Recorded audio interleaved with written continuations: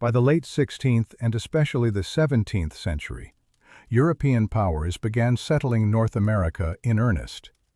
But the word settlement is misleading, because different empires came to the New World with radically different goals, strategies, and expectations. England, France, Spain, and later the Dutch all participated in colonization, yet they were not building the same kind of America. For England, North America was primarily a demographic and social project. English colonies were meant to absorb people, not only ambitious settlers seeking land, but also religious dissidents, political outcasts, the poor, and the socially unwanted. Colonization served as a safety valve. It relieved pressure at home by exporting unrest, poverty, and dissent across the Atlantic. These settlers were expected to work the land, build permanent communities, and reproduce English society overseas. France approached America very differently. The French crown showed little interest in mass settlement. France did not attempt to transplant its population or recreate European-style agrarian society on a large scale. Instead, French colonial strategy focused on trade, mobility, and alliances. America was not meant to be filled with French farmers. It was meant to be economically useful. This fundamental difference shaped everything that followed. English colonists arrived in families, intending to stay forever. French colonists arrived in small numbers, often young men, intending to trade, negotiate, and move on. Where England built towns, France built relationships. Understanding this distinction is crucial, because it explains why European maps of North America can be so deceptive. On paper, France appears to dominate vast territories.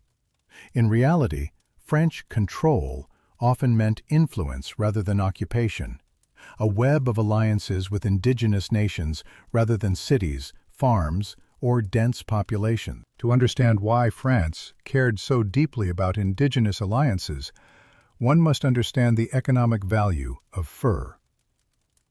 In the 17th and 18th centuries, animal pelts were among the most valuable commodities in the global economy. Beaver, fox, mink, otter, marten, anything that could be turned into a durable, fashionable pelt, brought extraordinary profits. Fur was not a luxury in the modern sense. It was a strategic resource. In cold European climates, fur was essential for clothing, hats, and military gear. Beaver felt hats, in particular, became a status symbol across Europe. Demand was enormous and relentless. In economic terms, fur functioned much like oil would in the 20th century. It generated wealth, shaped geopolitics, and drove expansion into remote regions. At the same time, Europe was exhausting its own sources. Animal populations in Western Europe had been hunted to near extinction. The discovery of vast, fur-rich territories in Siberia and North America transformed global trade. Russia expanded eastward across Siberia, for the same reason France expanded westward across Canada. Pelts meant power. Indigenous peoples were expert hunters. They knew the land, the animals, the seasons, and the migration routes. For European traders, it was far cheaper and far more efficient to buy furs from indigenous hunters than to attempt large-scale European trapping operations themselves. This created a natural partnership, at least initially. The French leaned fully into this system. They offered metal tools, weapons, alcohol, and manufactured goods in exchange for pelts. Indigenous nations gained access to valuable European items. The French gained immense profits with minimal investment. Crucially, this system required cooperation, not conquest. Killing or displacing indigenous populations would destroy the fur economy itself. This is why French colonialism in North America was comparatively light, flexible, and alliance-driven. It was not humanitarian. It was economic. When looking at 18th century maps, French North America appears enormous. Vast regions are shaded in French colors, stretching from the Atlantic coast through the Great Lakes and down the Mississippi River to the Gulf of Mexico. But this apparent empire was largely an illusion. France did not populate these territories. There were no French cities covering the interior of the continent. There were no dense farming communities, no massive waves of settlers.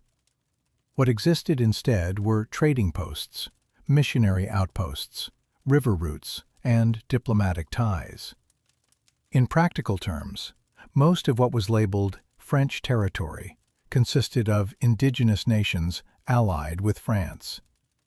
These alliances were often formal, sometimes ceremonial, and always fragile.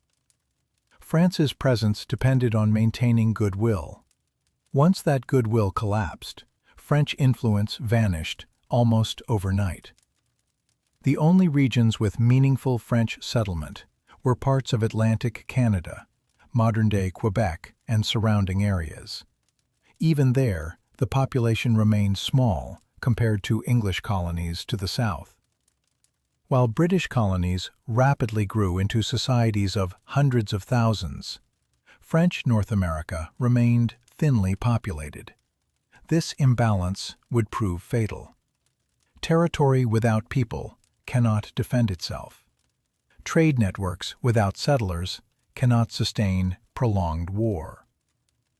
When conflict with Britain escalated, France discovered that it controlled vast lands in theory, but lacked the population and infrastructure to hold them in reality. By contrast, English colonies, though smaller on maps, were densely populated, economically diversified, and increasingly self-sufficient. What France built through diplomacy, England built through settlement, and in the long run, settlement proved far more durable than alliances alone. French power in North America was never built on population pressure. It was built on diplomacy, dependency, and trade leverage. Where the English arrived with families, fences, deeds, and permanent claims to land, the French arrived with contracts, gifts, missionaries, and negotiators. This distinction is not moral, it is structural. Indigenous nations did not recognize land ownership in the European sense. Land was not a commodity to be bought, sold, or fenced. It was a living space shared by people, animals, spirits, and seasons. You could hunt on it, pass through it, temporarily occupy it, but the idea of permanent, exclusive ownership was alien. The French understood this well enough to exploit it. Instead of demanding land, they demanded access. Instead of displacement, they offered partnership. A French trader did not arrive saying, "This is now France." He arrived saying, "We want to trade. You hunt, we buy. We bring tools, weapons, alcohol, cloth, metal. You bring fur." From the indigenous perspective, this was not colonization, it was commerce. This is why French expansion was fast and wide, but also shallow. Alliances extended French influence deep into the interior of the continent, without requiring armies or settlers. Rivers became highways. Canoes replaced roads. Trading posts replaced cities. A small number of Frenchmen could control enormous trade flows simply by positioning themselves at key choke points. But this system had a fatal weakness. It depended entirely on indigenous cooperation. The French did not have the manpower to impose control by force. If alliances collapsed, French presence vanished. There was no demographic backup, no settler society to fall back on, no population base capable of sustaining long-term resistance. This was not immediately obvious. For decades, the system worked. Fur flowed east. Wealth flowed back to Europe. Maps looked impressive. But beneath the surface, French North America was brittle, strong in motion, weak in permanence. While France avoided mass settlement, another European group arrived in large numbers: Germans. Throughout the 17th century, German-speaking lands were torn apart by religious wars, political fragmentation, and economic instability. The 30 Years' War alone devastated Central Europe. For many Germans, America represented escape from persecution, conscription, poverty, and endless conflict. German migration was massive. By the 18th century, people of German origin formed one of the largest ethnic groups in British North America. In modern America, descendants of German immigrants constitute one of the largest ancestral populations in the country. Yet German culture did not define American identity in the way English culture did. This seems paradoxical until the structure of colonization is examined. Germans did not arrive first. They arrived into an already established English colonial framework. English settlers had laid down the rules of survival: farming methods, local governance, legal norms, religious institutions, and relations with indigenous peoples. New arrivals depended on this system to survive. Language, customs, and social behavior adapted accordingly. A German farmer arriving in Pennsylvania did not create a German colony. He joined an English-speaking one. He relied on English legal structures, English markets, English trade networks. Over time, German communities preserved elements of language and religion, but politically and culturally, they assimilated into an English-dominated colonial order. First settlers always define the template. Later settlers adapt or fail. This principle explains much of American cultural development. Ethnic diversity existed early, but institutional power belonged to those who arrived first and built stable systems.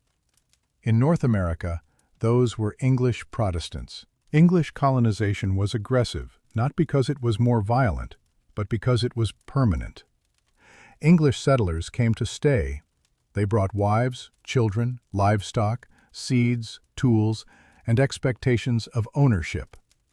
Land was not something to share. It was something to enclose, measure, and pass down to heirs. This approach produced immediate conflict with indigenous societies.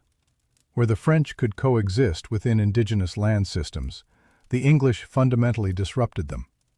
An English farm did not move, it expanded. Fields displaced hunting grounds. Fences blocked migration routes. Livestock destroyed ecosystems that indigenous economies depended on. But this same rigidity created stability. English colonies grew quickly, fed themselves, and produced surplus. By the late 17th century, English North America was no longer a fragile experiment. It was a functioning settler society with growing cities, internal markets, and a population boom driven by natural reproduction rather than constant immigration. This demographic explosion changed everything. A society that reproduces itself does not think like a colony forever. Children born in America did not see England as home. They saw it as distant authority. Their loyalty was local, not imperial. By the early 18th century, English colonies had developed their own elites, their own institutions, and their own sense of legitimacy. They governed themselves in practice, even if they still recognized the crown in theory. This gap between reality and authority would soon become impossible to ignore. England had created something it did not fully understand: a society that no longer needed England to survive. When modern audiences hear the names Boston, New York, or Philadelphia, they imagine major cities. In the 17th and early 18th centuries, this assumption is deeply misleading. Colonial urban centers were small, compact, and intimate by European standards. Boston and New York counted populations in the tens of thousands at most. Even by the mid-18th century, a city of 40,000 people, such as Philadelphia, was considered enormous. This scale matters.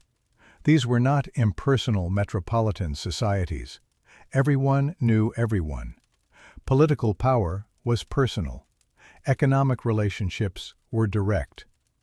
Local elites were not distant aristocrats, but recognizable families, merchants, landowners, and clergy. Authority was visible and local, not abstract or bureaucratic. This intimacy fostered a strong sense of autonomy. Colonists did not experience governance as something imposed by distant strangers. They elected local officials. They enforced local laws. They solved local problems without constant intervention from London. In practice, colonial self-government existed long before it was formalized. From Britain's perspective, this autonomy was tolerable as long as colonies remained economically dependent and politically insignificant. From the colonists' perspective, it felt natural. By the time London attempted to assert direct control, the habit of self-rule was already deeply embedded. Small cities did not mean weak societies. On the contrary, they produced tightly connected networks capable of rapid mobilization, coordination, and resistance. When conflict emerged, colonial towns became engines of political action. In the early 17th century, colonies were expensive liabilities. They required investment, protection, and constant resupply. Many failed. Many nearly starved. Survival itself was uncertain.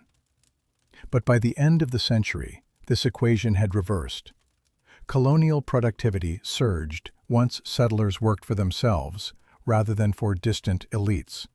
There was no entrenched aristocracy absorbing surplus, no feudal rents, no inherited hierarchy extracting value. Labor translated more directly into reward. Productivity increased not because colonists worked harder than Europeans, but because they kept more of what they produced. Agriculture diversified. Colonists cultivated grain, raised livestock, and developed cash crops. Distillation expanded rapidly. Turning grain into alcohol, especially rum and whiskey, proved far more profitable than exporting raw food. Sugar from the Caribbean, combined with northern grain, created a powerful commercial triangle. Iron production emerged as well. Britain had long depended on Scandinavian iron, particularly from Sweden and Denmark. Colonial ironworks offered an alternative. The empire had unknowingly created competitors within its own system. By the early 18th century, colonies were no longer marginal. They were approaching economic parity with the metropole in certain sectors. From London's perspective, this was alarming. Colonies were not meant to compete. They were meant to supply raw materials and consume finished goods. The system was becoming unbalanced. Britain responded predictably. The economic philosophy of the age, mercantilism, treated trade as zero-sum. Wealth accumulated through control, restriction, and dominance. Free trade was not freedom, it was vulnerability. Colonies existed to strengthen the metropole, not to flourish independently. Trade regulations multiplied. Colonial manufacturing faced limits. Certain goods could be produced, others could not. Exports were redirected toward Britain. Imports from rival empires were discouraged or banned. Navigation acts enforced imperial trade routes. Smuggling became widespread, not as rebellion, but as survival. Taxes followed. Not initially crushing, but symbolic. Sugar duties, molasses taxes, excise measures. Each regulation signaled a shift in relationship. Colonies were no longer loosely governed partners. They were assets to be managed and exploited. From London's view, this was rational governance. From the colonies' view, it was a betrayal. They had built societies under conditions of relative freedom. Now, success itself was being punished. The more productive they became, the more tightly the empire closed its grip. This tension was not yet revolution, but it was irreversible. Once a society tastes autonomy, restrictions feel like oppression. Even when imposed by a power, it still considers its own. What later generations would call the 7 Years' War did not begin as a grand European conflict. It began in the colonies, on the fringes of empire, where British and French interests collided directly. Control over North America was not an abstract geopolitical issue. It was about rivers, trade routes, indigenous alliances, and economic survival. France's strength lay along waterways. The Mississippi River system connected Canada to the Gulf of Mexico, forming a massive commercial artery. Whoever controlled this system controlled the interior of the continent. Britain, whose colonies hugged the Atlantic coast, viewed this as an existential threat. Expansion westward was impossible as long as France dominated the interior. Tensions escalated through skirmishes, raids, and proxy warfare involving indigenous allies. European empires did not fight alone. Native nations were drawn into the conflict, choosing sides based on trade relationships and survival strategies.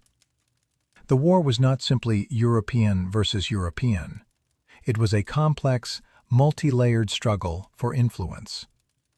When open war erupted in the 1750s, it spread rapidly beyond America. Fighting expanded into Europe, the Caribbean, India, and beyond. For the first time, a single conflict spanned multiple continents simultaneously. This is why historians often refer to the 7 Years' War as the first true World War. In North America, the war would determine the future balance of power. France fought to preserve a trading empire built on alliances.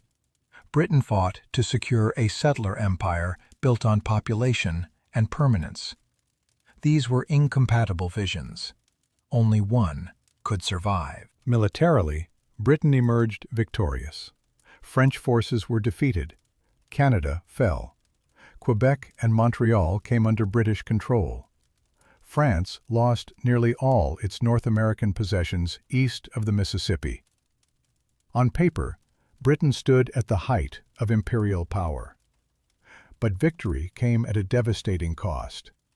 The war drained British finances to an unprecedented degree. Government debt exploded. Servicing that debt consumed a massive portion of national revenue. Britain had won territory, but inherited a financial crisis. This crisis reshaped imperial thinking. British policymakers looked at the colonies and reached a blunt conclusion. The war had been fought largely to protect colonial interests. Colonists had gained land, security, and opportunity. Therefore, colonists should help pay for it. From London's perspective, this was not punishment, it was fairness. British taxpayers already bore heavy burdens. Why should farmers and merchants in America live lightly, while the metropole carried the cost of empire? The flaw in this logic was psychological rather than economic. Colonists did not perceive the war as a gift from Britain. They had fought, bled, and died themselves. Many colonial militias had participated directly. The idea that Britain had fought for them felt false. This mismatch of perception would prove fatal. Before the 7 Years' War, Britain largely practiced what historians later called salutary neglect. Colonies were regulated, but loosely. Enforcement was inconsistent. Local elites handled day-to-day governance. As long as trade flowed and loyalty was nominal, London looked the other way. The war ended that era. Britain could no longer afford neglect. Debt demanded revenue. Revenue demanded enforcement. Enforcement demanded presence. British troops remained in the colonies after the war, not to fight France, but to maintain order and protect imperial interests. For colonists, this was a shock. Soldiers had previously been rare. Now, red-coated troops were visible reminders of imperial authority. Worse, colonists were expected to house, feed, and support them. What had once been distant governance now became intrusive reality. Simultaneously, Britain moved to formalize control over colonial trade, taxation, and administration. Laws were no longer theoretical, they were enforced. Smuggling was punished. Customs officials gained power. The empire began behaving like an empire. From Britain's standpoint, this was overdue modernization. From the colonial standpoint, it was an invasion of everyday life. The colonies had grown accustomed to managing themselves. Now they were being reminded, forcefully, that they were subjects, not partners.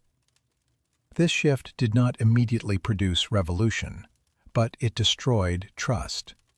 Once trust collapsed, every new law was interpreted as oppression, every tax as theft, and every soldier as an occupier.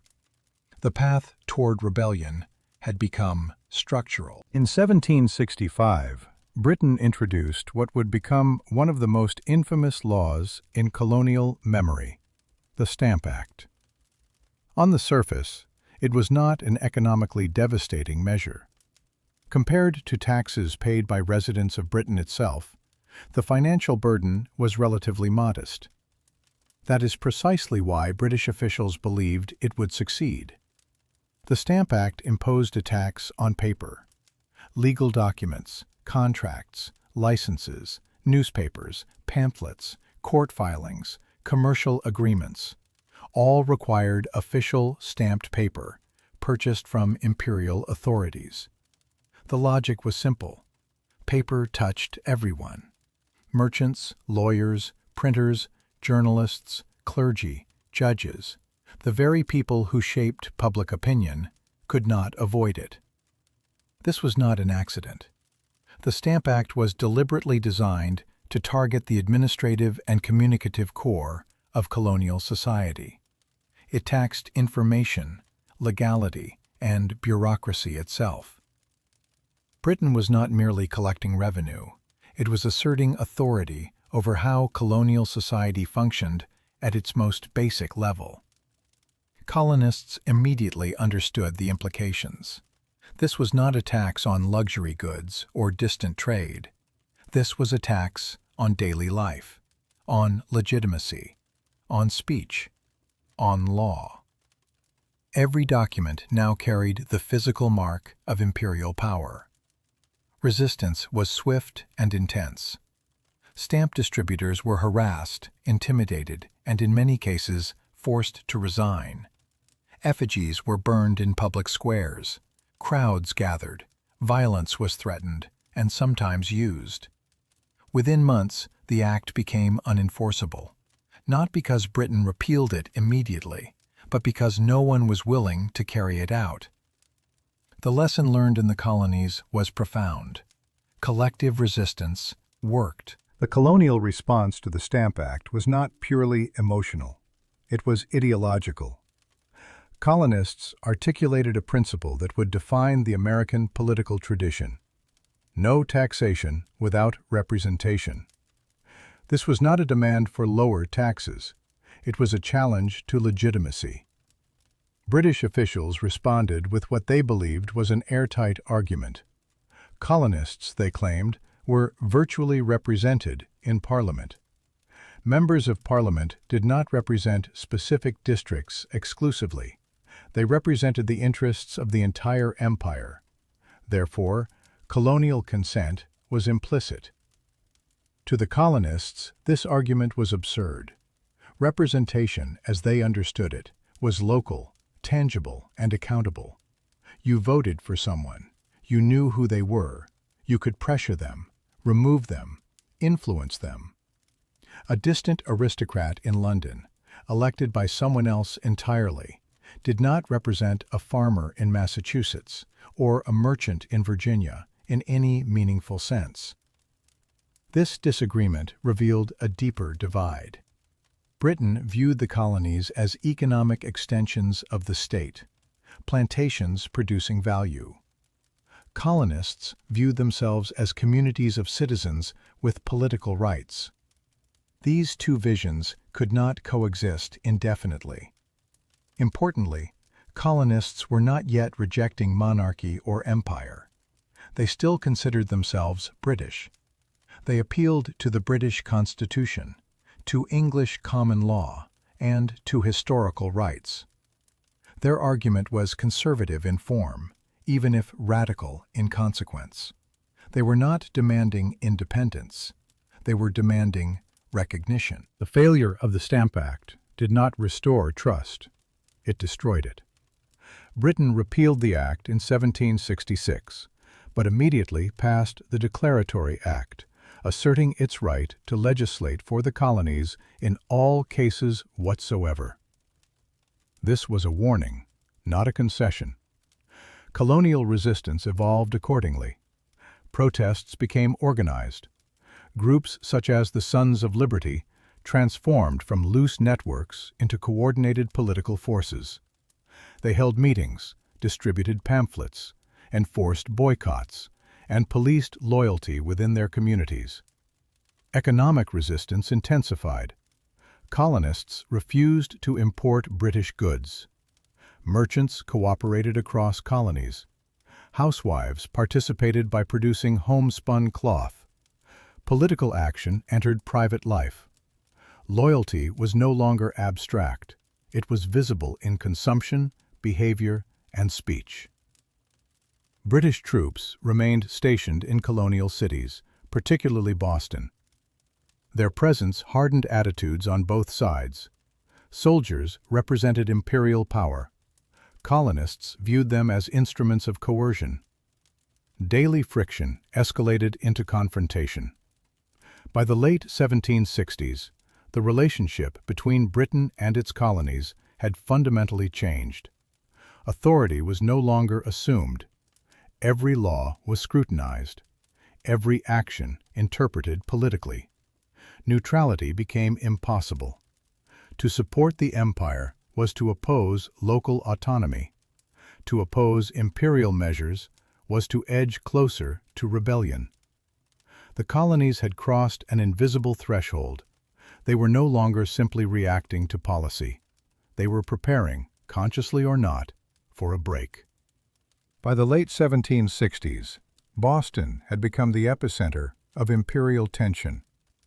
Not because it was the largest or richest city, but because it was politically combustible.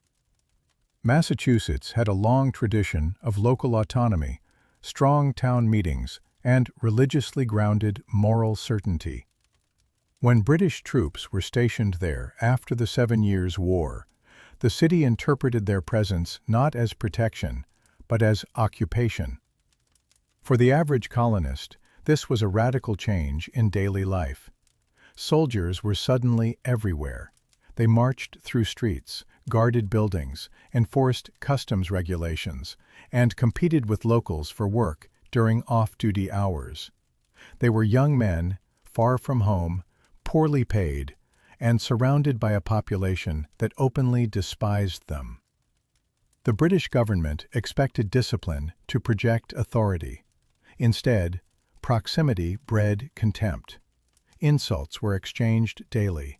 Crowds mocked soldiers, questioned their masculinity, their loyalty, their morality. Soldiers responded with aggression, threats, and displays of force. The relationship deteriorated rapidly. This was not an abstract political conflict. It was physical, personal, and emotional. Empire was no longer something discussed in pamphlets. It was visible in red coats, bayonets, and barracks placed inside civilian communities. When authority must be enforced through constant presence, it ceases to feel legitimate. It feels imposed. Boston was reaching that point. On the night of March 5, 1770, tension finally erupted. A confrontation between British soldiers and a civilian crowd escalated. Insults turned into thrown objects. Confusion spread. Shots were fired. 5 colonists were killed. In purely numerical terms, the event was small. 5 deaths did not constitute a massacre in military terms. But history does not operate on numbers alone. It operates on symbols.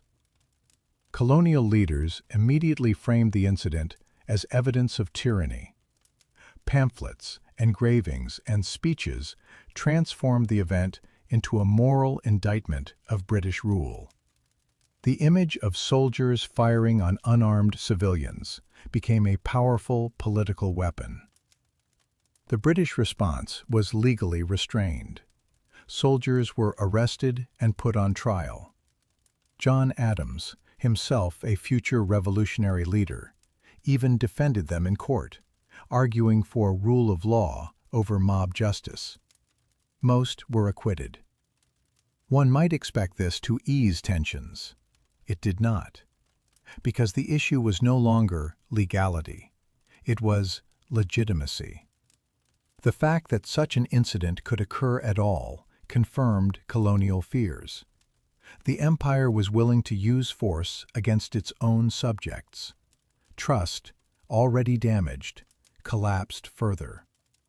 The Boston Massacre became proof, not of British cruelty alone, but of incompatibility.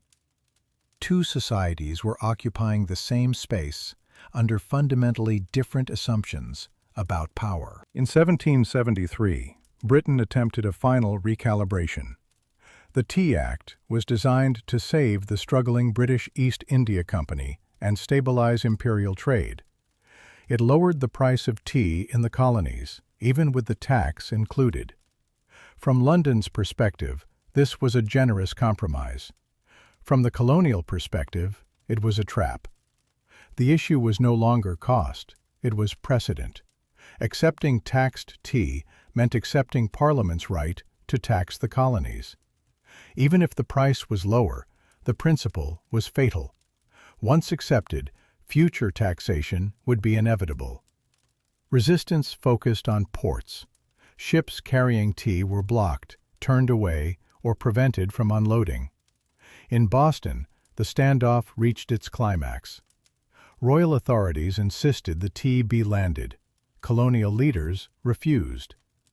On the night of December 16, 1773, a group of colonists, disguised as indigenous people, boarded the ships and dumped the tea into Boston Harbor. It was a calculated act. The disguises were symbolic, but the message was explicit. Imperial authority would not be obeyed. This was not vandalism. It was political theater. The destruction of property was deliberate, targeted, and disciplined. Nothing else was touched. The tea alone was destroyed. Britain interpreted the act not as protest, but as rebellion. At that moment, the possibility of reconciliation effectively ended. Britain's response to the Boston Tea Party was swift, punitive, and deliberately exemplary. Parliament did not seek compromise or dialogue. It sought submission. A series of laws passed in 1774, known in Britain as the Coercive Acts and in the colonies as the Intolerable Acts, were designed to break Massachusetts and intimidate the rest of the colonies into obedience. Boston Harbor was closed entirely until the destroyed tea was paid for in full. Trade stopped. The city was economically strangled. The Massachusetts Charter was rewritten, stripping the colony of its traditional self-governing mechanisms. Town meetings were restricted. Local officials were no longer chosen by residents, but appointed by royal authority. The judicial system was altered to protect British officials from colonial courts. Troops were granted expanded rights to be housed among civilians. This was no longer regulation, it was collective punishment. Britain's logic was simple and catastrophically flawed. By isolating Massachusetts, London believed it could turn other colonies against Boston. Instead, it achieved the opposite. Colonists saw clearly that what was happening in Massachusetts could happen anywhere. The empire had demonstrated that colonial rights existed only at its discretion. For the first time, resistance ceased to be regional. It became continental. In response to the Intolerable Acts, representatives from 12 of the 13 colonies met in Philadelphia in 1774. This gathering, the First Continental Congress, did not declare independence. It did not create a new government, but it did something far more dangerous to the empire. It normalized intercolonial political coordination. Delegates arrived with different interests, cultures, economies, and religious traditions. New England merchants, Southern planters, Middle Colony farmers. These groups had little reason to trust one another. Yet the crisis forced alignment. Britain had made a mistake. It had treated all colonies as equally subordinate. In doing so, it encouraged them to see themselves as equally threatened. The Congress adopted a collective boycott of British goods, established mechanisms for enforcing compliance, and asserted that Parliament had exceeded its authority. Importantly, it framed resistance not as rebellion, but as defense of traditional rights. The colonies still professed loyalty to the Crown, but loyalty was now conditional. The most radical development was psychological. Colonies had long acted independently. Now they acted together. Once this coordination existed, it could not be undone. The infrastructure of resistance had been built. Britain no longer faced disorganized protest. It faced an emerging political entity. By 1775, the situation was no longer theoretical. British authorities in Massachusetts prepared to enforce compliance by force. Colonial militias, citizen soldiers, prepared to resist. Weapons were stockpiled. Drills intensified. Communication networks spread information rapidly across towns and colonies. When British troops marched toward Lexington and Concord to seize colonial arms, they encountered organized resistance. Shots were fired. No one planned a revolution that morning. But once blood was shed, retreat became impossible. The conflict escalated rapidly. Colonial militias surrounded British-held cities. Armed confrontation replaced political negotiation. The empire had crossed the final threshold. It was now attempting to govern a society that no longer recognized its authority. At this stage, most colonists still did not seek independence. They sought security, autonomy, and protection from imperial overreach.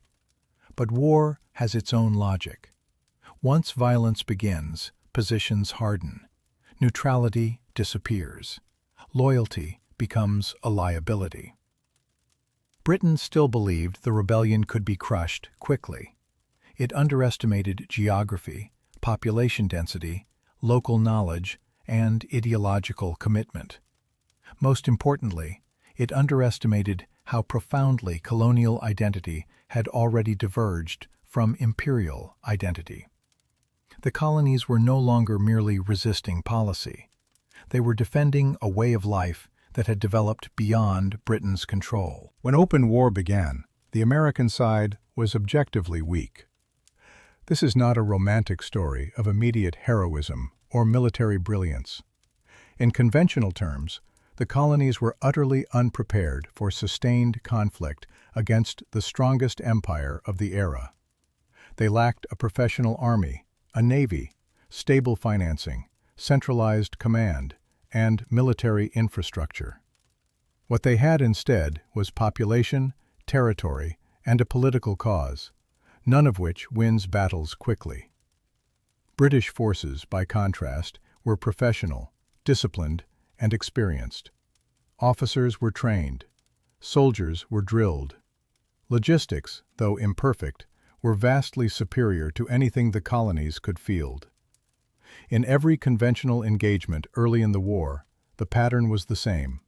British troops won battles. They took cities. They forced retreats.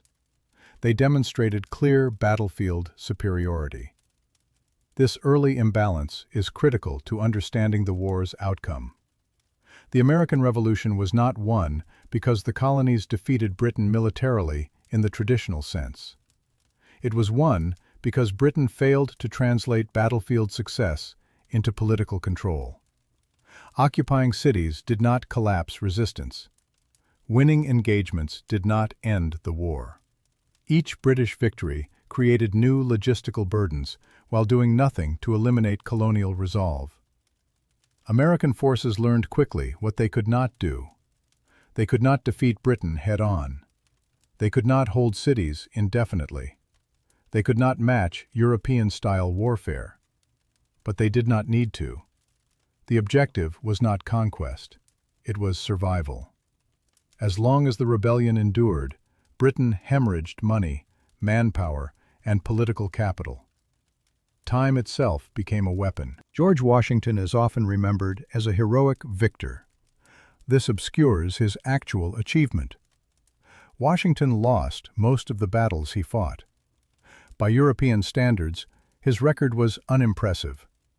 What made him effective was not tactical brilliance, but strategic discipline. Washington understood something fundamental.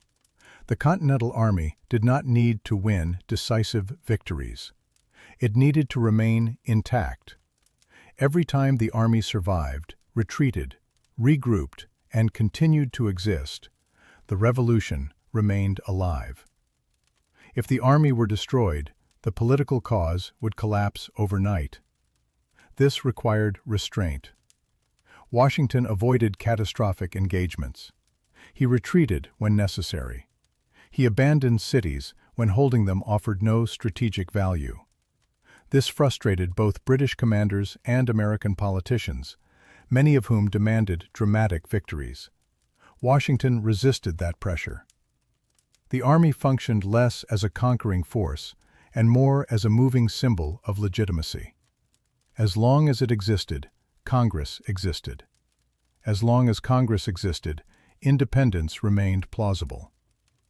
At the same time, local militias waged a different kind of war. They disrupted supply lines, harassed patrols, gathered intelligence, and made occupation costly. British forces could control territory only where they physically stood. Everywhere else, authority dissolved the moment they moved on. This dual structure, a surviving central army combined with decentralized local resistance, made total victory impossible for Britain. Britain's fundamental problem was structural. It was fighting a continental war across an ocean against a population that did not need to defeat it, only outlast it.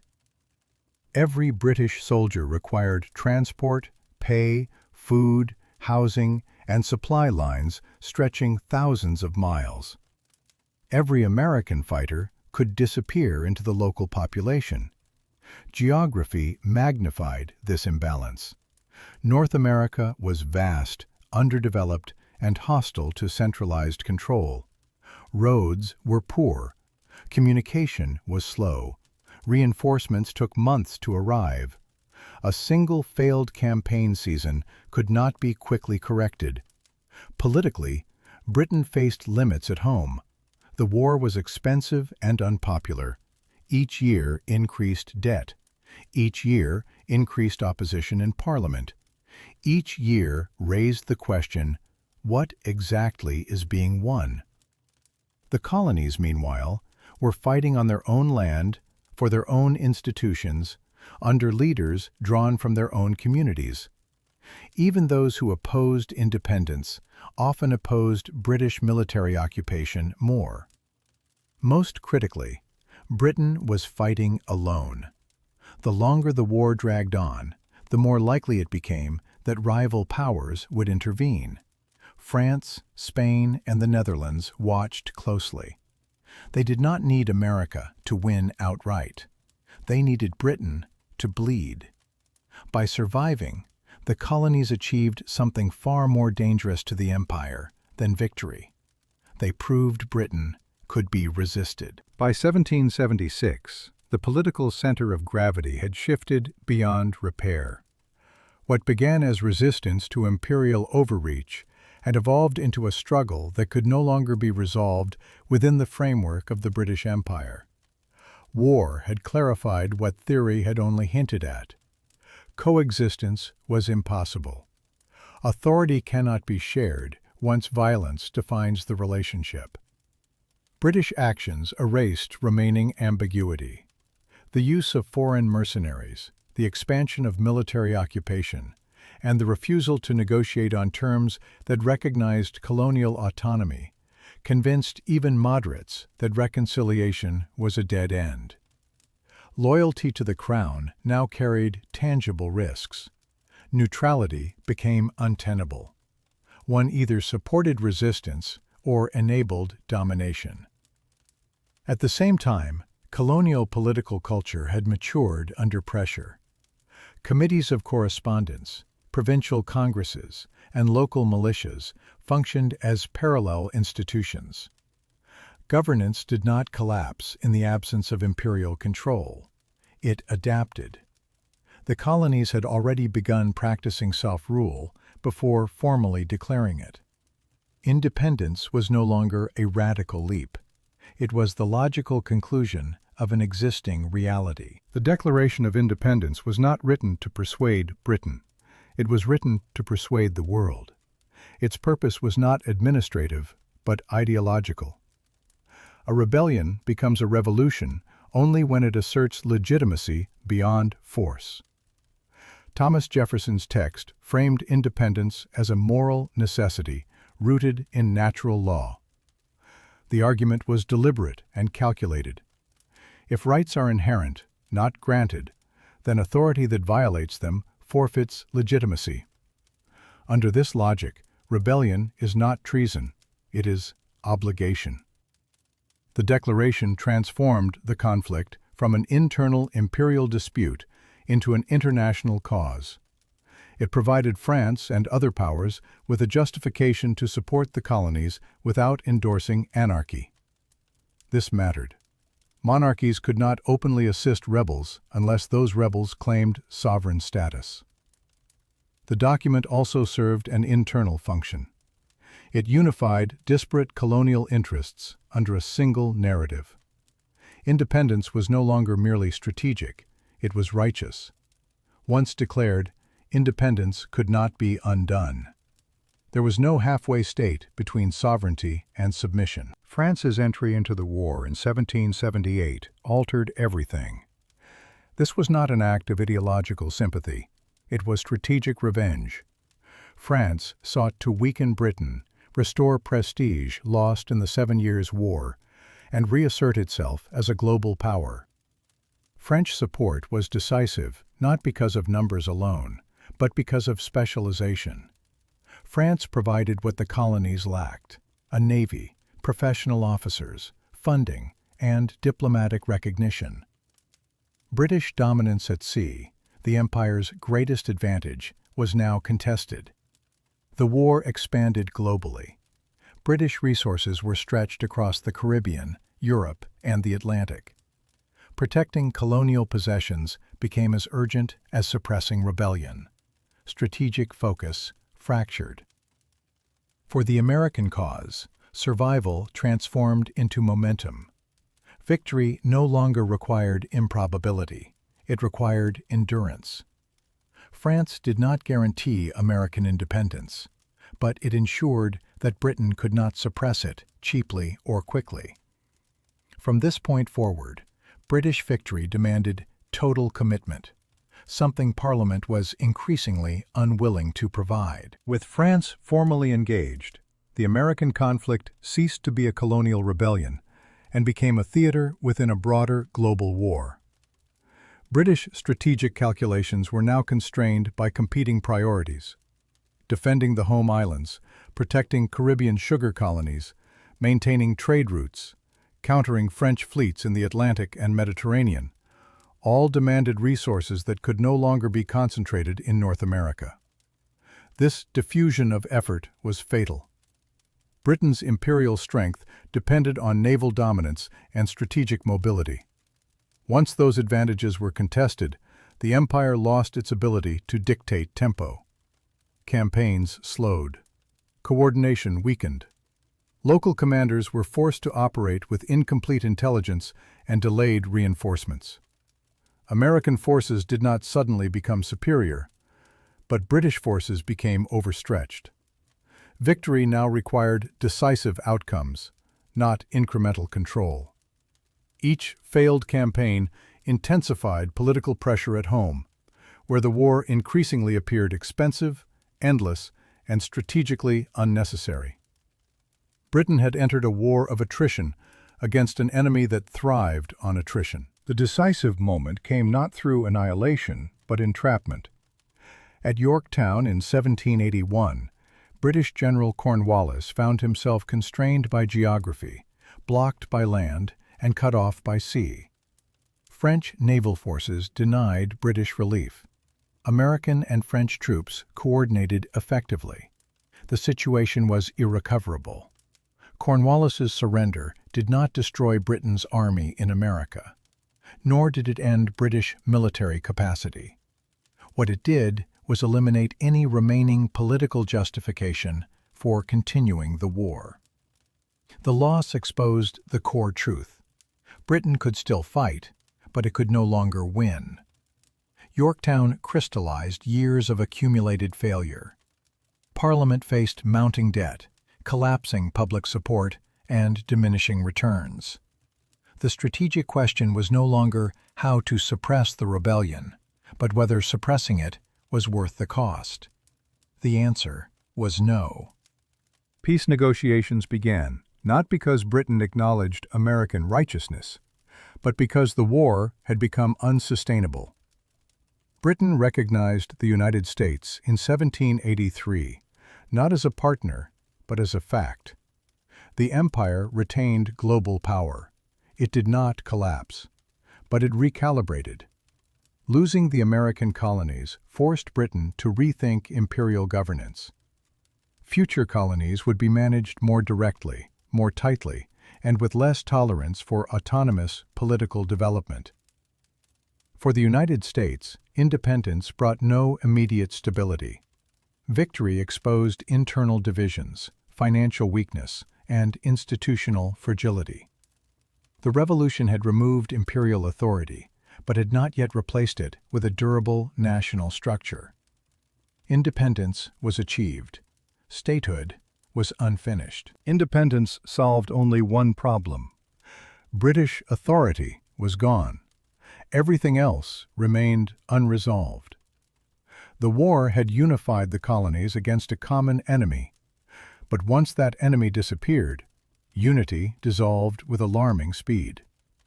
The Continental Congress had no real power. It could request funds, but not collect taxes. It could issue currency, but not enforce its value. It could declare policy, but not execute it. What existed on paper resembled a nation. What existed in practice was a loose association of sovereign states, bound together by memory of war, rather than functioning institutions. The United States emerged from the Revolution exhausted, indebted, and internally fragmented. Soldiers returned home unpaid, often holding worthless paper promises instead of wages. Farmers struggled under debt. Trade networks collapsed as British markets closed and European powers hesitated to engage seriously with a fragile, untested republic. Inflation soared. State currencies fluctuated wildly. Barter replaced money in many regions. Confidence, the most fragile foundation of any political system, eroded rapidly. Each state pursued its own interests. Tariffs were imposed between states. Trade wars emerged inside the Union. Borders hardened. Local elites defended regional power. The very logic of independence, resistance to centralized authority, now threatened the survival of the republic itself. Americans had overthrown imperial control, but had not agreed on what should replace it. This was not ideological confusion.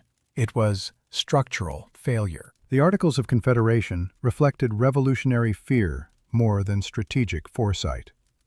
Designed to prevent tyranny, they ensured paralysis. The federal government possessed no power to tax, regulate commerce, enforce laws, or compel states to comply with national decisions. Any significant change required unanimous consent, an almost impossible standard. The Union was permanent in theory and optional in practice. This arrangement assumed goodwill would replace authority. It assumed shared memory of sacrifice would override economic self-interest. It assumed states would act rationally in the collective interest rather than exploit weakness for advantage. All three assumptions failed. Foreign powers recognized the vulnerability immediately. Britain maintained military presence in western forts, openly defying treaty obligations, confident the federal government lacked enforcement capacity. Spain restricted American access to the Mississippi River, threatening Western settlement and commerce. European states treated the United States less as a nation and more as a temporary experiment. Internally, unrest grew. The most dramatic manifestation was Shays' Rebellion, when indebted farmers in Massachusetts took up arms against courts and tax collectors. The rebellion was not revolutionary in ideology, but desperate in nature. It exposed the terrifying reality that the government could neither prevent insurrection nor respond effectively to it. For elites who had once feared centralized power, a new fear emerged: anarchy.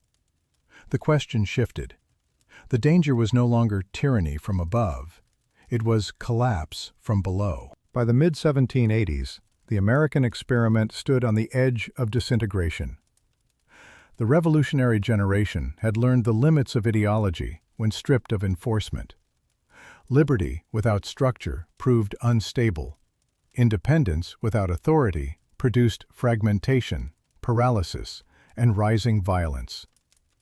The very people who had spent decades warning against centralized power now began to reverse course, not because they had abandoned revolutionary principles, but because reality had rendered those principles incomplete. The key transformation was psychological. During the Revolution, the primary fear was tyranny imposed from above. After independence, a new fear emerged: uncontrolled democracy from below. Popular assemblies, debtor revolts, currency manipulation, and local populism threatened property, contracts, and long-term stability. For elites, merchants, creditors, landowners, lawyers, and former revolutionary leaders, this was existential. A republic that could not protect property could not survive. A government that could not enforce decisions could not govern. A union that could not act collectively would dissolve into rival states, inviting foreign domination. Shays' Rebellion functioned as a warning shot. It demonstrated that armed resistance was no longer directed outward, toward empire, but inward, toward domestic institutions. The rebellion was suppressed, but the message was unmistakable. Without a stronger national framework, violence would recur. Revolution had unleashed forces it could not contain. This realization led to a profound reassessment. The problem was no longer how to limit power, but how to construct it responsibly. Authority was no longer the enemy. Absence of authority was. Thus, the Constitutional Convention of 1787 was not an act of idealism. It was an act of crisis management. The delegates who gathered in Philadelphia did not intend to revise the Articles of Confederation. They intended to replace them. This decision was made quickly, quietly, and deliberately. The convention operated behind closed doors, shielded from public scrutiny. This secrecy was not accidental. It was necessary. The proposed solution would alarm the very population that had just fought a war against centralized authority. The challenge was unprecedented: how to build a powerful state without appearing to resurrect tyranny. The solution lay in structure. Power would not be denied. It would be fragmented, layered, delayed, and disguised. The Constitution created a federal government capable of taxing, regulating commerce, raising armies, enforcing laws, and conducting foreign policy, powers the Articles explicitly denied. But these powers were divided across branches, checked against one another, and filtered through representation. The system was intentionally inefficient. Speed was sacrificed for stability. Transparency was limited to prevent volatility. Democracy was moderated to prevent excess. This was not distrust of the people. It was distrust of unchecked impulses, including popular ones. The presidency embodied this tension most clearly. It was neither a king nor a mere administrator. It possessed significant authority, command of the military, execution of laws, veto power, yet was constrained by term limits, impeachment, and indirect election. The office was designed to be strong enough to govern, but weak enough to remove. Similarly, the Senate was structured not as a democratic chamber, but as a stabilizing one. Senators were originally appointed, not elected.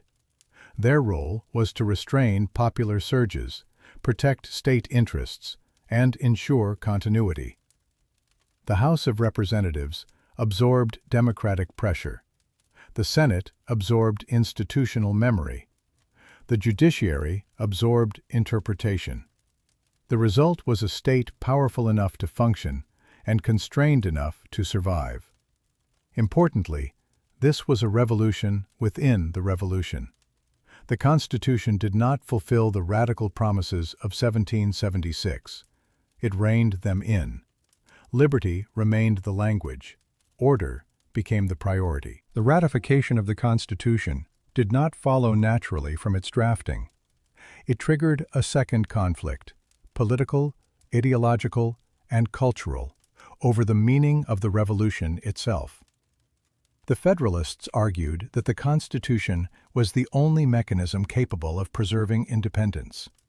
The Anti-Federalists believed it betrayed the very principles for which independence had been won. This was not a disagreement over details. It was a disagreement over the nature of power. Anti-Federalists feared consolidation above all else. To them, the proposed federal government looked disturbingly familiar. Centralized authority, standing armies, taxation powers, distant officials, and courts removed from local control. They saw in the Constitution the blueprint of a new elite replacing the old one, not a republic of citizens, but a republic of administrators. Their critique was grounded in lived experience. They remembered how imperial power had begun with regulation and ended with coercion. They did not believe tyranny announced itself openly. They believed it arrived gradually, disguised as necessity. Federalists responded with a different argument. The danger was no longer tyranny, but collapse. A weak state invited foreign interference, internal conflict, economic fragmentation, and eventual resubjugation. Without centralized authority, the republic would fracture. Without enforceable law, liberty would decay into factionalism. Without credible power, independence would exist only in name. This conflict revealed a fundamental paradox of republicanism. Liberty requires order to survive. Order requires power to function. Power inevitably threatens liberty.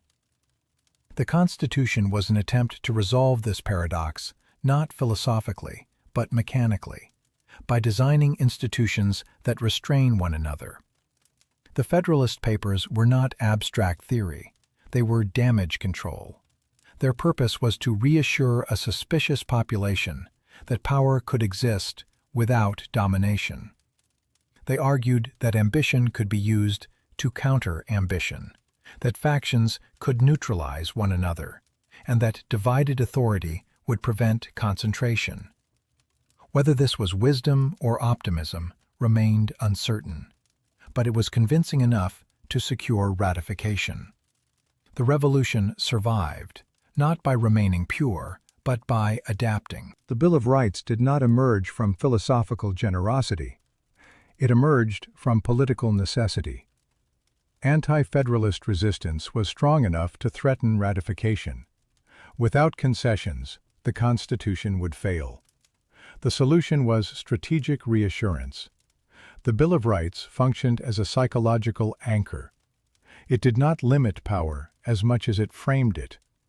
Most rights listed were already implied or informally respected. What mattered was their codification. Writing them down transformed abstract fears into manageable boundaries. The document told citizens not what the government would do, but what it was forbidden to do, at least in principle. This move reframed the Constitution from an instrument of authority into a contract of restraint. Power remained intact, but it now appeared conditional. The people were reassured that sovereignty ultimately resided with them, even as institutional power shifted upward. Crucially, the Bill of Rights also deferred conflict. It postponed resolution of contradictions, slavery, suffrage, representation, and inequality, rather than solving them. The system was stabilized by delay. Tension was embedded into the framework itself, ensuring evolution through amendment rather than collapse through revolution. This was not hypocrisy, it was realism. A perfect system would not have survived ratification. An incomplete one could adapt. By 1791, the United States possessed what it had lacked since independence: a functioning state with enough authority to govern and enough legitimacy to endure. The revolution was officially over. The consequences were just beginning. Winning independence did not automatically create a nation. What existed after ratification was a legal structure superimposed onto a population that still thought, traded, worshipped, and argued locally. Most Americans did not think of themselves as members of a unified republic. They thought of themselves as Virginians, New Yorkers, Pennsylvanians, New Englanders. American was a political label, not yet a cultural one. This mattered deeply. Empires collapse not only from military defeat, but from identity failure. Britain had lost America, partly because colonial identity had drifted beyond imperial coherence. The United States now faced the same danger internally.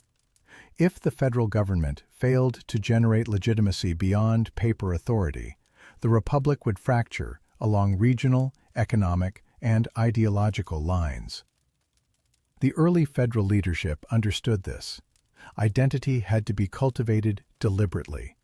Symbols mattered. Rituals mattered. Language mattered. The revolution had produced ideas, but ideas alone do not bind societies. Habit does. George Washington's presidency was central to this process. His role was not to dominate politics, but to embody continuity. He was a living bridge between rebellion and order. His authority was personal, not institutional, and this was intentional. The Republic needed time for its institutions to mature without being tested by instability at the top.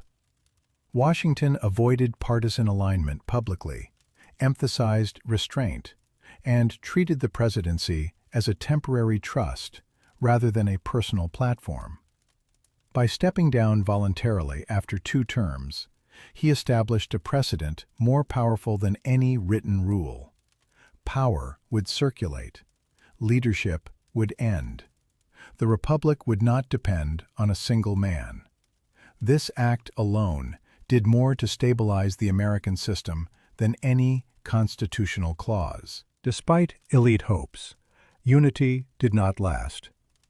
The very structure designed to balance power encouraged ideological division. The first political parties emerged not as anomalies, but as inevitabilities. Once the federal government gained real authority, disagreement over its use became unavoidable. Federalists, led by figures like Alexander Hamilton, believed that national survival required strong, centralized institutions, public credit, commercial expansion, and close ties with Britain. They viewed economic integration and financial discipline as tools of stability.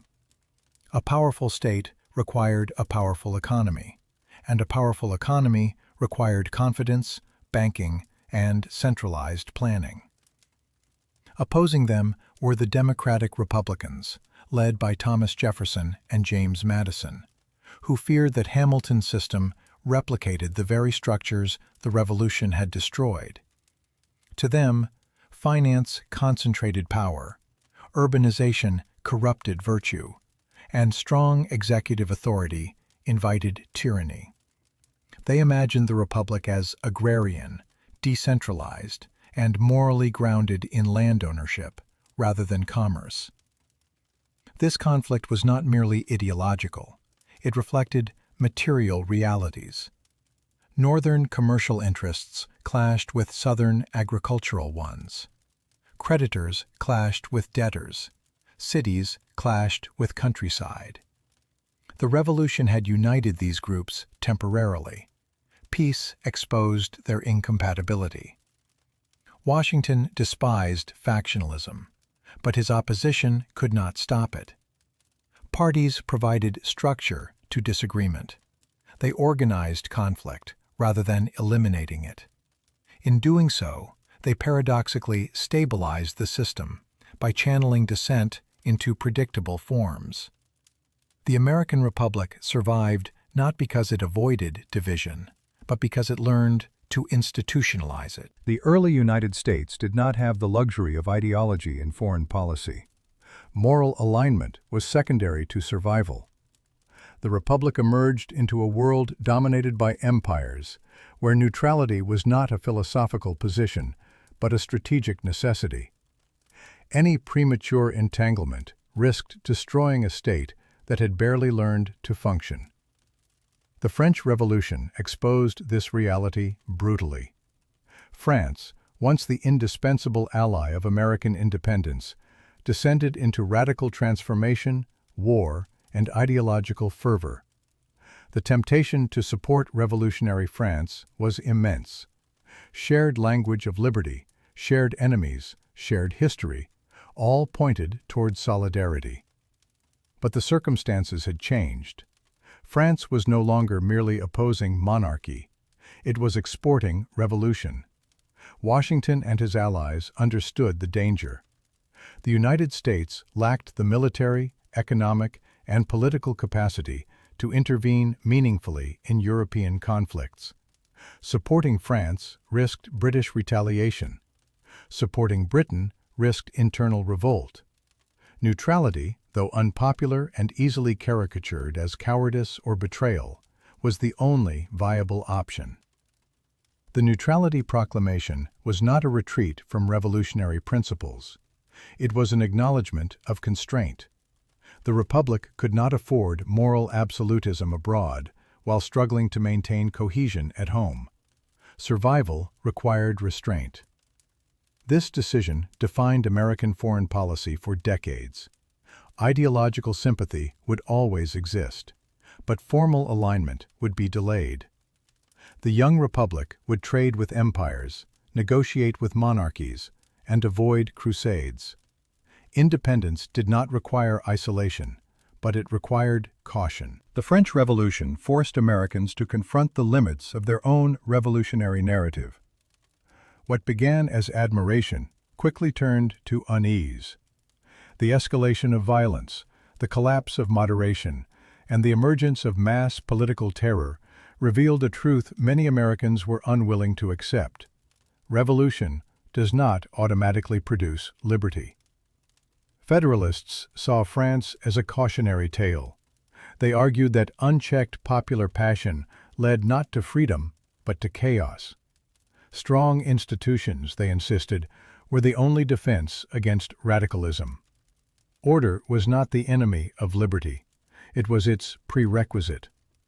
Democratic Republicans initially defended France, interpreting its violence as a tragic but necessary phase of liberation. Yet even among them, discomfort grew. The execution of the king, the purges, and the expansion of war across Europe complicated moral alignment. This divide deepened domestic polarization. Foreign policy became a proxy for internal values. To support France was to support radical democracy. To oppose it was to endorse hierarchy and caution. The revolution abroad reignited the revolution at home, rhetorically, if not violently. Ultimately, American policy resolved the contradiction pragmatically. Sympathy did not translate into intervention. Ideals were preserved by distance. The Republic survived by refusing to become a model enforcer of its own principles. This restraint would shape American identity as a power that defined itself first by what it avoided. By the late 1790s, the greatest threat to the American Republic was no longer foreign invasion, but internal fragmentation amplified by fear. The French Revolution had radicalized European politics, and its shockwaves reached the United States through refugees, newspapers, political clubs, and ideological sympathy. To Federalists in power, this atmosphere felt dangerously unstable. They saw revolution not as a single event, but as a contagious process. The Alien and Sedition Acts emerged from this anxiety. Officially, they were framed as defensive measures, tools to protect national security during a time of undeclared naval conflict with France. In reality, they revealed how quickly revolutionary governments adopt the methods they once condemned. The acts expanded executive power to detain or deport foreigners deemed dangerous and criminalized criticism of the federal government. This was not accidental overreach. It was calculated containment. Federalists believed the Republic was fragile, surrounded by enemies, and internally vulnerable to subversion. Free speech, they argued, was meaningless if it enabled the destruction of the state that protected it. Liberty without loyalty was framed as sabotage.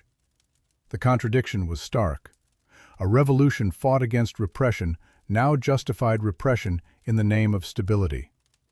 The limits of free expression were no longer theoretical. They were enforced. Public backlash to the Alien and Sedition Acts was immediate and intense. Democratic Republicans framed them as proof that Federalists intended to recreate British-style authoritarianism. States like Virginia and Kentucky responded with resolutions asserting the right to judge federal overreach, introducing the dangerous doctrine of nullification. Once again, the Union flirted with fragmentation. Yet the system held. Elections replaced violence. Jefferson's victory in 1800 marked the first peaceful transfer of power between opposing parties in modern history. This moment mattered more than any battle. It demonstrated that political conflict could be resolved without overthrowing the state itself. Federalists lost control not through rebellion, but through ballots. The precedent was decisive. Power could change hands without bloodshed. The Republic did not collapse under ideological stress. It adapted. This transition marked the true end of the Revolutionary era. The United States ceased to be an experiment in survival and became a functioning political system capable of self-correction. The Revolution's legacy was no longer resistance.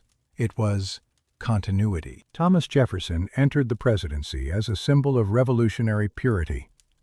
He had opposed centralized authority, distrusted banking, feared standing armies, and imagined the United States as a decentralized republic of independent landowners. His election was celebrated as a restoration of revolutionary principles after what many saw as Federalist deviation toward aristocracy and control. Yet power does not preserve ideals, it tests them. Almost immediately, Jefferson confronted the central contradiction of governance. Principles are easier to defend than to administer. The federal state he inherited could not simply be dismantled without risking collapse. Debts had to be paid. Borders had to be defended. Trade had to be managed. Neutrality had to be enforced. Jefferson reduced the military, cut expenditures, and simplified administration, but he did not undo the Constitution. He governed within it. This was not hypocrisy, it was adaptation. The presidency transformed Jefferson from critic to custodian. He discovered that the very institutions he had feared were now essential to preserving independence. Executive power, once suspicious, became necessary. Authority, once resisted, became unavoidable. The revolution had ended. Statecraft had begun. Nothing exposed the transformation of American political thought more clearly than the Louisiana Purchase. When France, under Napoleon, offered to sell the vast Louisiana territory, Jefferson faced a dilemma that cut directly against his beliefs. The Constitution did not explicitly authorize the acquisition of foreign territory. Jefferson knew this. He worried openly that the purchase exceeded federal authority. Yet refusing the offer was unthinkable. Control of the Mississippi River and New Orleans was vital to American commerce and Western expansion. If France retained Louisiana, or worse, if Britain seized it, American independence would be strategically compromised. Jefferson chose power over purity. The purchase doubled the nation's territory, secured its continental future, and transformed the United States from a coastal republic into a continental power. It was the most consequential executive action of the early republic, and it rested on constitutional interpretation flexible enough to alarm Jefferson himself. This moment revealed the final truth of the American Revolution. Ideology had opened the door. Power determined what followed.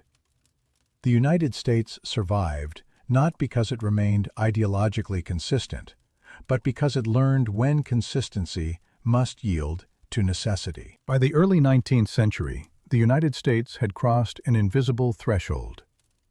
It no longer merely defended independence, it exercised power. Expansion was no longer a possibility, it was an assumption. The language of liberty remained, but the logic driving the republic increasingly resembled that of the empires it had once resisted. Territory became destiny. Land was no longer just a resource, it was the foundation of political stability. Expansion absorbed social pressure, distributed opportunity, and postponed internal conflict. Each new frontier delayed confrontation over inequality, labor, and representation. Growth became a substitute for resolution. This process was not announced as imperialism. It was framed as settlement, progress, and necessity. Unlike European empires, the United States did not rule distant colonies overseas. It absorbed territory directly, transformed it into states, and extended citizenship selectively. This distinction mattered rhetorically, but functionally, the outcome was similar: displacement of indigenous populations, consolidation of power, and irreversible territorial dominance. The Republic justified expansion through moral language. Land was unused. Indigenous societies were described as obstacles to progress rather than political entities. Expansion was framed as natural rather than coercive. Violence was minimized linguistically, even when it was decisive materially. In this sense, the American Revolution did not end empire. It internalized it. The American Revolution is often treated as a completed event, a war won, a constitution written, a nation born. This framing is misleading. What the revolution actually created was not a finished system, but a permanent tension between ideals and power. Liberty was declared universal, but applied selectively. Equality was proclaimed, while hierarchy persisted. Popular sovereignty was celebrated, while filtered through institutions designed to restrain it. These contradictions were not accidents. They were structural compromises necessary for survival. The United States endured because it learned to manage contradiction rather than eliminate it. Conflict was institutionalized. Expansion deferred reckoning. Amendments replaced revolutions. Civil war would later test this system to its limits, but that, too, would occur within the framework created by the founders. The revolution did not end tyranny everywhere. It ended one specific form of domination while creating space for others. It did not produce moral clarity. It produced a durable mechanism for negotiating power. This is why the American Revolution mattered globally, not because it perfected freedom, but because it demonstrated that a state could be built on dissent, sustained through compromise, and stabilized through controlled conflict. It was not a clean break from history. It was history reconfigured. The American Revolution did not invent freedom, democracy, or rights. All of these ideas existed long before 1776. What it invented was something more durable and far more unsettling: a political system capable of surviving its own contradictions. The Revolution's true innovation was not ideological purity, but structural flexibility. For the first time, a state was consciously built around the assumption that conflict would never disappear. Instead of seeking harmony, the system anticipated disagreement. Instead of demanding unity, it organized division. Power was fragmented not to eliminate ambition, but to force ambition into predictable channels. Stability emerged not from consensus, but from managed tension. This was the real break from the old world. European states were built on hierarchy, continuity, and inherited legitimacy. The American state was built on provisional authority, power that justified itself through process rather than tradition. Legitimacy was no longer derived from bloodline, divine right, or historical inertia, but from repeated participation in an imperfect system. The revolution also redefined failure. Losing elections did not mean exile or execution. Losing political dominance did not mean losing citizenship. The system allowed defeat without annihilation. This alone prevented endless cycles of counter-revolution. Yet this achievement came at a cost. By prioritizing stability, the revolution deferred justice. Slavery persisted. Indigenous societies were erased. Equality was narrowed. Expansion became a solution to internal pressure rather than a moral project. The Republic survived by postponing reckoning. This postponement shaped everything that followed: civil war, Reconstruction, industrialization, imperial reach, cultural conflict.